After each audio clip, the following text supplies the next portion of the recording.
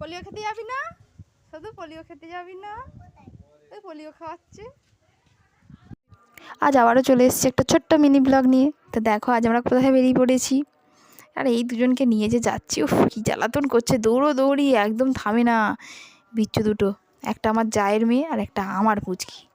চলে এসেছি আমরা স্বাস্থ্যকেন্দ্রে। এই যে 5 মসজিদ স্বাস্থ্যকেন্দ্র নতুন হয়েছে, আমরা এর আগে কখনো ঢুকিনি। আজ পোলিও খাওয়ানোর দৌলতে একবার ঢুকলাম। আরও বাচ্চারা চলে এসেছে। নতুন হয়েছে তো রুমগুলো কীরকম কী তোমাদেরকে আজকে ঘুরে দেখাবো আমাদের স্বাস্থ্যকেন্দ্রটা। আমরাও সেই ফাঁকে একটু উঠে পড়লাম ওপরে, ওনাদের দায়িত্ব দিয়ে বাচ্চাগুলোকে। দেখো আমরা সবাই মিলে সব মায়েরা উঠে পড়েছি ওপরে। বলি সরকারের জিনিস কীরকম কী করলো একটু দেখি। আর আমার যদি এই ছোট্ট ছোট্ট মিনি ব্লগগুলো যদি তোমাদের ভালো লেগে থাকে, আমার চ্যানেলটাকে একটু সাবস্ক্রাইব করো, লাইক কমেন্ট করে পাশে থেকো প্লিজ। দেখো কী কী রুম হয়েছে সব ওপরে লেখা আছে, পরিষ্কার বাংলা ভাষায় লেখা আছে, তোমরা পড়ে নাও। এই যে দেখো, এই আর একজনের হচ্ছে লুজ মোশন, বলছি কোনো ওষুধপত্র যদি থাকে একে একটু দাও।